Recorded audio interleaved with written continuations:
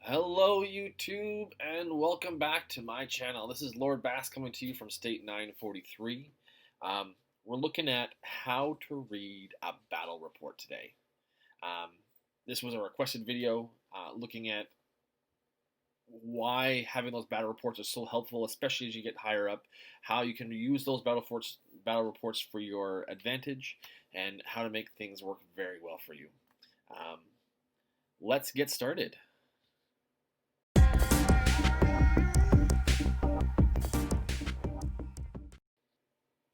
All right, friends, so let's take a look at battle reports. How you get there? In your mail, under battle report. So list all your battles. The ones we're looking at today is from my good friend Mr. Hung. We had a fight at the launch center, more of a friendly fight. We wanted to see if we could hit each other. Um, I beat him once and he beat me once, so it was pretty evenly matched. I expected him to beat me both times, so I was a little bit surprised. But let's dive into why they happened, what was successful, what wasn't successful, and how to read the differences between the reports. So let's start with the one where I won. As you can see, I lost 800,000 power. He lost 2.2 million power. It was just one fight because we were in a gun, and we were just trying to see if we could knock each other out. When you slide to the right, well, actually,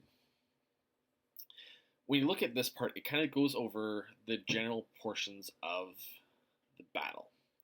Now, the way that it works, in order to win, you have to defeat all units. So, for example, even if I were to, say, take 6 million power from him and I only lose 800,000 power, if I don't beat every single row of fighters, I would still lose. In this case, there's only one, so it was a pretty straight up APC versus APC. The kills, I got 325 to his 117. I had 33 die, and he had 89,000 die. My injuries was 14,000. He had 40. Minor injuries are 70 versus 195. And I had 193 survive. He had none. Again, this is a launch center battle, so when you battle there, if everything gets injured, you lose them all. It's a lot of troops to be losing, so I don't recommend doing it unless you really want to have a good fight. Especially if you're still building your power, it's probably not the best place to do this at. But it was fun, so we did it. And you can always make more troops. Now, diving into the report itself, if you slide to the right, this gives a more detailed report of what happened. So you get to see my troops. I was using Forsaken, Destroya, and Dawn Guardian, all maxed with my T9 vehicles. He's using Destroya, Reaper, and Executioner. The main difference here is Executioner, even though she's at level 50, he has not opened up her last two skills. He was also using the shooters versus my vehicles. He should have won if you think about it, straight vehicles to vehicles, but let's look at what happened. Under the unit attributes, this is where you get to see the biggest difference. So my meat harvester versus his ranger. My might was at 279 versus his 251. My resistance is at 263 and his is 189. My tactical might is all the damage dealt by skill. So I actually had a 21% increase in that. He had 0. And tactical resistance, I had a 38% resistance versus his 0. My HP, I had 115% versus his 49. And my combat speed was 83 versus his 0. When you look at each of these rows, you can actually click on each one, and it'll give you a breakdown of where the might comes from. So, for example, on mine, we have the Alliance technology. I have a war badge from doing so well in COZ. There's building, so how much might am I getting from my buildings? My class APC, I got 2.4% might. The Doomsday Conquest, I got 6% might. Hero, I had 70% might. Items, 25% might. My parts, 30% might. Technology, and then the VIP shop where I got extra 6% might. If I look at his Rangers, their Alliance technology is at only at 2.5. His building is only at 30. Class is at 1.2% might. His Doomsday Conquest is at 9%. His heroes were at 70. Items at 20, 115, and 4% in might. So I have more opened up in my VIP shop than he does. He also doesn't have any parts in there, if you notice. That's where the parts come into huge. So all of my technical, my extra 21% is coming from my parts. This one I believe I had orange parts in, orange and one purple, and he had no parts. That'll be your biggest defining factor in this battle. If you go a little bit further down, my technical resistance was from my parts as well, and he had none. Also the HP. You can see the kind of the breakdown. So my heroes give extra HP, my parts give extra XP, my technology, and VIP. Whereas his technology is at 25%, 22%, and 2% VIP. So my technology is better, and my VIP shop is better, my parts are better, and my heroes are better. That's where you're going to see the biggest thing in this fight is that breakdown. I had better heroes, I had better technology, and I had better parts. This is why my vehicles beat the shooters. If we go back to the report where he beat me, again, we're looking, I lost 2.1 million power, he lost 1.7. So again, very similar fight. He did lose more than I did, but I digress. This one here, he also used vehicles, and he used fully maxed heroes. He also used 2 rows of enhanced vehicles as well. I only used straight up vehicles. If we go into the unit attributes, you get to see he had better parts in this APC. So the breakdown, again, I used the same one, so still all the same breakdown for me. But if we look at his, building at 55%, class at 1.9%, Doomsday Conquest at 9%, heroes, so he had better heroes, the 105%. The items, 20%. The parts, he had 60%. So the nice thing about parts is when you look at your parts, you'll notice that they give you a percentage boost. This one has gold parts on it.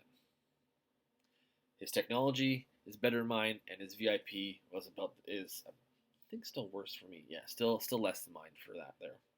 We do the breakdown as well. You can still see his VIP versus technology versus parts. Again, this APC has his gold parts, and if you go down as well, you'll see here, it looks like he may have some orange parts as well. So he's not running a full orange set. That'll give him the extra 10% on there. That's where the breakdown's coming. And if you look at our HP, his parts only giving 20%, and so is mine. So he has orange parts. Technology at 55, it's 55. VIP at 3, VIP at 2, and hero at 22 versus my hero at 37. So this is really good, especially if you're looking to provide some of the heavier hitters in your alliances with what's happening. That's why you'll see in your alliance people asking, share that report, share that report, share that report. It's because we want to see what parts they're running, what troops they're running, what their technology is at, what heroes they're running, and if they have any other extra boosts, like any extra buffs.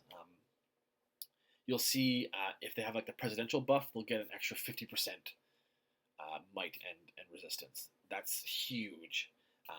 I would never try attacking a president unless you have equal or equivalent skills, because that buff is huge. It increases the chances of attacking someone tenfold.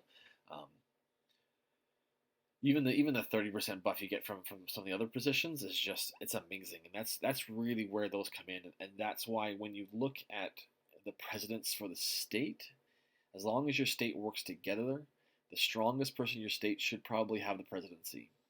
That way they can help defend, they can attack people who are launching destroyer missiles, they can go through and clean out the big guys if they have them. The other cool thing that not many people know to click on for battle reports is actually this little play button up here at the top. What this does, this actually shows you a quick video of how the battle went. You can see who took the first turn, when the skills happen for each of the heroes, all that stuff as well. And that's in the battle details here. You can see that my Forsaken let off 10 skills, 26 skills by Destroya, and 21 skills by my Dawn, versus his 9, 16, and 22.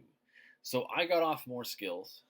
However, he had enhanced vehicles, and he had better parts than me. That's where the biggest difference came in this fight.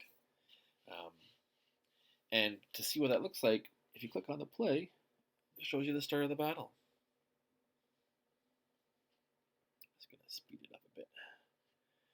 And so you can actually see, as it goes along, how the fights happen. And this is where you'll get to see the skills that your heroes have, the range. So when you're using a hero, looking at what their range is super important. Like for example, Forsaken, his range is 2. So his skills will be able to hit the first 2. Destroya, his range is 3. So he's able to hit the first row of ours and then 2 more rows after that. Dawn Guardian, his range is 4. So he's able to hit 1 row of ours and the next 3 of theirs. So all 3 of their rows. And this is kind of how that battle goes through. That's where having your heroes lined up correctly is super important. Knowing what skills they use, also super important. As you can see in this fight, he actually hasn't even hit my back row yet. I don't have any loss of health in my back row.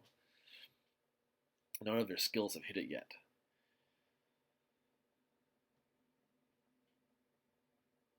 There we go. Now they finally hit. There's Dawn's skill coming in. But you'll notice that that's really where a lot of the damage comes from. Is sure, your units will do damage, but knowing how to manipulate those skills for the best is huge. You can also see that Forsaken has a skill as well. Those little green guys, they're stopping them from attacking. And the other thing is, if you saw there's also the warm-up. It means that the one skill they couldn't use that turn because they have to wait for it.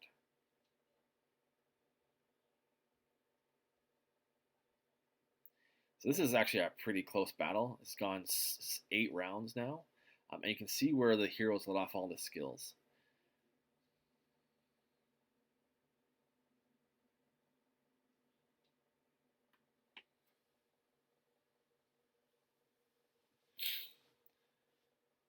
So it just kind of keeps going on with this. I'm going to leave this to finish because we don't need to see all of it. But this is really where you're going to see that huge impact of the skills being used, of the parts on there, especially when you're evenly matched with someone.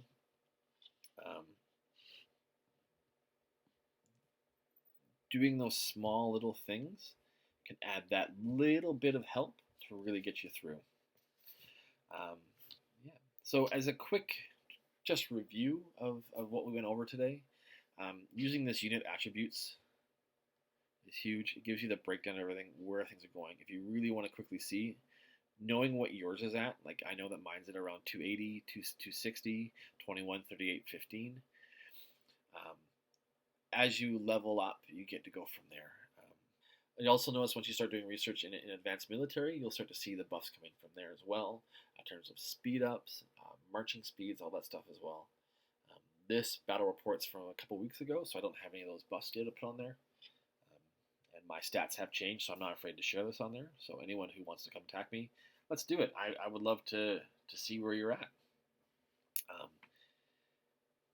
If anyone has any questions or comments, or if you think I missed something, please let me know. But knowing these stats will really help you gameplay, especially if you're just starting out. It was a huge help to me when someone explained to me how to do this. The other nice thing is you also can mail the person, say, hey, what's going on? Again, I did ask Mr. Hung's permission to share this as well. He's okay with it. Great friends with me. I'm happy we're in a state together. But we'll look at what's going on from there. Like I said, if you have any questions, any concerns, or you think I missed anything, please let me know in the comments below. If you like my videos, subscribe. If not, have a great day, and we'll see you on the battlefield. I do want to give a little shout out to my friend Din Djarin. He tried to spam state chat while I was recording. Didn't make it on, so that's why I put his video at the beginning. Thanks, buddy.